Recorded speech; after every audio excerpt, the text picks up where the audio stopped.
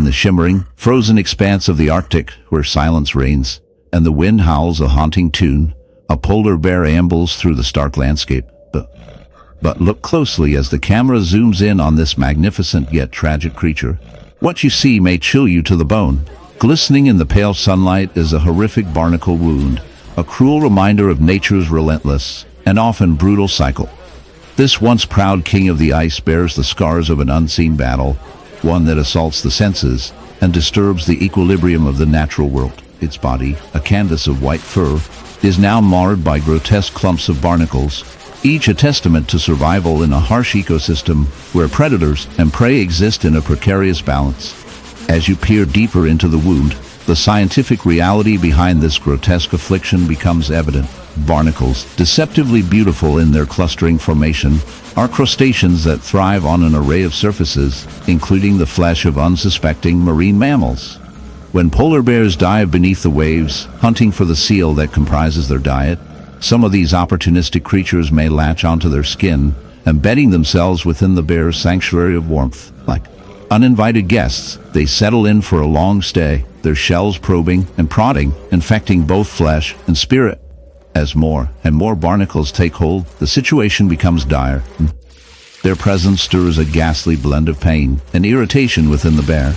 It's a slow agony. The bear, unable to reach these steadfast invaders, suffers in silence. Those barnacles, with their sharp, calcified exteriors, inflict open wounds that ooze and bleed, an inescapable reminder of the parasitic struggles at play. The beast's usual silvery white pelt hides dark secrets of rot and infection, an emblem of everything that is both fascinating and repulsive in our natural world. But perhaps the most unsettling aspect of this living nightmare is the implications of such infestations. As the temperature of our oceans rises due to climate change, barnacle populations have surged, flocking to both living and inanimate surfaces. The vast, rolling expanse of the ocean has always seemed to carry an air of serenity, a glittering facade concealing a violent theater of survival beneath its waves. Among its actors, one creature stands colossal and majestic, an embodiment of nature's elegance. Yet even the largest giants are not spared the grotesque realities of life. Imagine, if you will, an enormous whale breaking the surface of the water. The night streams over its immense back, but instead of a smooth, glistening surface, it reveals an unsettling sight. Gnarled, grayish clusters of barnacles entrenched in its flesh. And there, on its flank, a raw, jagged wound gapes open like the torn pages of a cursed book. It's not just any injury, it's a horrifying barnacle-infested lesion, a testament to the parasitic chaos that thrives even in the unyielding sanctuary of the deep. The sight is unsettling, almost unearthly. The wound, circled by raw, inflamed flesh, oozes a pale, watery plasma that hints at the whale's struggle to heal itself. Clusters of barnacles cling parasitically to the edges of this gash, their conical shells slicing and embedding into the tender tissue like cursed jewelry. The barnacles feed not on blood or flesh, but on the whale's very movement through the ocean, leeching from its labors as though their vile tenacity were a mockery of the whale's grandeur. And therein lies the dark irony. What seems stationary, almost inconsequential to the naked eye, is in truth an all-consuming invader. Barnacles, at first glance, might strike one as humble creatures of rocky tide pools, yet their unassuming appearance belies a sinister life cycle. These arthropods begin their lives as minuscule free-floating larvae, so light and unthreatening that they are indistinguishable from the swirling planktonic soup of the seas. But, as they mature, their innocent drift transforms into a calculated search for a permanent home.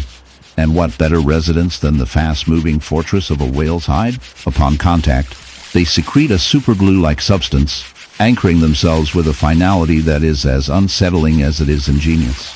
Once affixed, barnacles secrete calcium carbonate to build themselves a fortress, a rugged, spiny casing that is part armor and part weapon, capable of wreaking havoc on the host they now call home. For whales, this infestation is less a symbiosis and more a slow biological defilement. Each barnacle cuts into their skin, causing constant irritation. The clusters grow heavier with time, pulling and tearing at the once smooth. In the golden plains of Africa, where the sun scorches the earth and the grasslands stretch far beyond the horizon, an apex predator stalks its domain. The lion, a creature of regal prowess, embodies the ferocity and elegance of nature itself. But in a twist that defies expectation, this lion we follow today tells a tale not of triumphant hunts, but of harrowing decay. Close your eyes for a moment and imagine fur, once resplendent, now clings in tatters to the creature's body, a swirling tapestry of matted clumps and oozing sores. And there, festering on the lion's side, is a living, breathing grotesquerie, a colony of barnacles parasitizing the king of the savannah. Yes, barnacles, those sinister squatters that typically dwell on ships or whales, have found a most unusual host. How could such a thing happen? To the untrained eye, the infestation seems impossible, an unholy spectacle conjured from the depths of a fevered nightmare. But nature, as it often does, proves once again that no rule is without exception. Barnacles, those wretched marine crustaceans, are opportunistic to their core. The lion, wounded perhaps in combat with another predator or weakened by some other ailment, provided an unintended invitation. The open, moist wound presented conditions that mimicked the intertidal zones barnacles thrive in, damp, shielded from light, and teeming with organic material. Each barnacle burrowed in, embedding itself into the lion's living flesh. From there, its vile life cycle commenced, secreting an adhesive so tenacious that it could rival the most advanced industrial glues. The once majestic predator now lumbers through its territory, not as a symbol of dominance, but as a living host for these clinging invaders. Discoloration creeps across the lion's body as the barnacles siphon its vitality, turning the wound into a grotesque cathedral of chitinous structures and rotting tissue. Flies buzz incessantly around the lion, drawn to the sickly sweet stench of decay, and even scavengers give the afflicted king a wide berth. Wary of this curse harbinger, barnacles themselves are fascinatingly in the heart of the African savanna, where the golden grass sways gently under the relentless sun. A haunting scene unfolds. A white lion, a rare and majestic creature, roams the land, but not in the regal manner one might expect.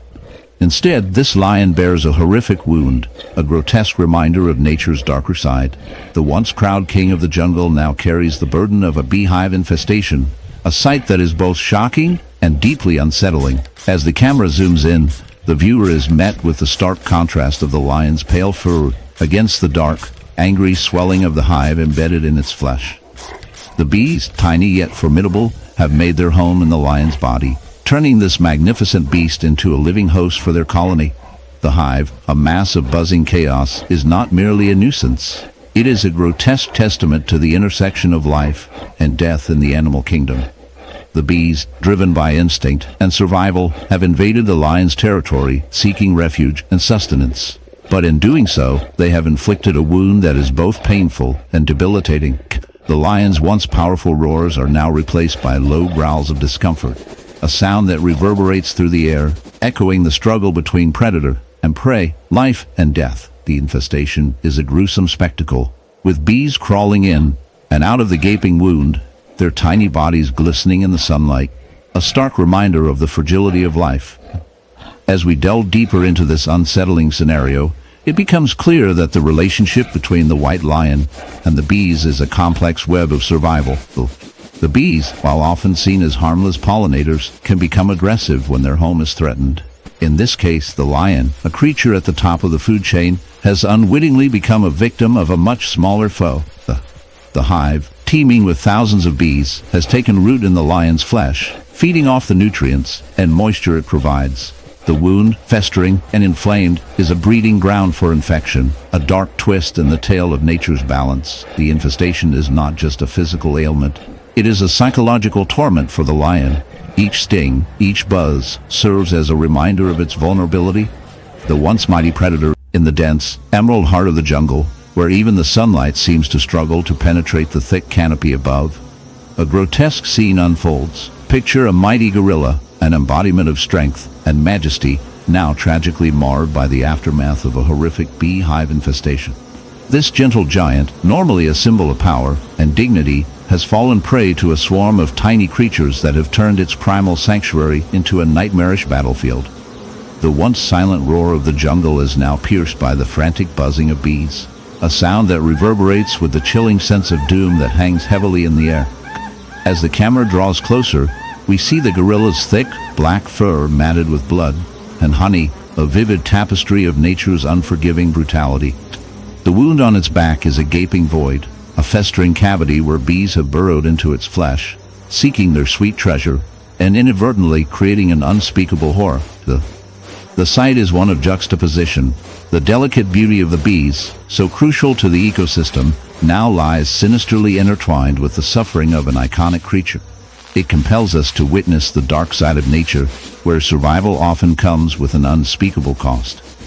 The gorilla's pained moans echo through the underbrush, a mournful reminder that even the most powerful beings can succumb to the merciless forces of the wild. What drives the bees to such madness? The answer lies not in their innate cruelty, but in their instinctual nature. The hive, densely packed with their kin, becomes a veritable fortress of sweet-smelling chaos. The gorilla, unwittingly disturbing a hive during its daily foraging, has opened the floodgates to an onslaught that seems both surreal and horrifying. In a matter of moments, the gentle giant transitions from a ruler of the jungle to a bewildered victim of a swarm. The bees, driven by their collective consciousness, panic and attack, seeking to defend their home against the perceived threat. Beneath the surface of their minuscule bodies lies an unwavering instinct. They fight with ferocity, stinging in droves, leaving behind a vicious reminder of nature's often unyielding, violent reality. As the documentary delves deeper, we explore the phenomenon of bee infestations, a remarkable testament to the tenacity of these tiny yet formidable creatures. Their life cycle weaves a complex narrative filled with roles and responsibilities, each more fascinating and intricate than the last. In their colonies, every bee is both a worker and a warrior, contributing to the hive's survival. Yet, when they sense danger, their instinctual drive to protect their queen leads them into a frenzy, sacrificing their own lives for the good of the colony. Ironically, it is this selfless act of bravery that strikes a chilling chord. It is a reminder that in the grand orchestral score of life, each note, each sting, has its purpose. Yet here stands our gorilla, ensnared in this primal dance of life and death. As the camera captures the ghastly wound more closely, pus mingling with the sticky remnants of honey becomes a resonant symbol of the price paid for disturbance in the natural order. It's in this moment, as viewers, we are invited to confront the unsettling reality of our own existence. Humans, too, often plunge into the jungles of life, leaving chaos in their wake. Like the gorilla, we inadvertently disrupt nature, leading to consequences that ripple through the environment, echoing a dark warning of balance disrupted. As we ponder the fate of this magnificent creature, our minds wrestle with the ethical implications surrounding our connection with nature. This encounter in the shadowy depths of the wild, where beauty stands alongside brutality, we encounter a creature so majestic yet hauntingly afflicted. Meet the white tiger, a symbol of rare elegance and fierce power, now battling an astonishing and grotesque horror, a barnacle infestation unlike any you've seen. Imagine, if you will, this magnificent beast, its shimmering fur almost a ghostly white against the backdrop of its natural habitat, marred by unsightly, protruding barnacles clinging fiercely to its flank. These crustaceans, whose usual home is the vast, unyielding ocean, have unwittingly ventured onto this land predator, embracing it as their new life raft. It is both mesmerizing and repulsively fascinating. Barnacles are notorious for their ability to latch onto surfaces, hulls of ships, rocks, and now, in this peculiar twist of nature, the skin of a tiger. With a tenacity born of survival, they begin their gruesome invasion as microscopic larvae, seeking a solid foundation to call home. In their relentless quest, they metamorphose, burgeoning into hardened shells that create an unsightly spectacle, dulling the white tiger's pristine coat and causing untold suffering. With every passing day, the barnacles dig deeper into the flesh, creating agonizing wounds that ooze and fester, a dark reminder that nature, while beautiful, often veers into the grotesque. As our gaze lingers on this tragic scene, the stark juxtaposition of strength and vulnerability becomes painfully clear. How can such a regal creature fall victim to such a lower form of life? It serves as a stark metaphor for our own existence, for in our quest for dominance, we too might be engulfed by the very things we overlook or take for granted. In the animal kingdom, survival is often harsh, but it is our capacity for empathy and understanding that sets us apart. However, we must ask, are we too blind to the suffering inflicted upon those who exist in the shadows of our self-serving actions? As viewers, we are called to reflect on this spectacle. A tiger, once a sovereign of its domain, now a canvas for barnacles unceremoniously feasting on its flesh. But fear not, dear onlookers, for as troubling as this tale may seem, let us not forget, if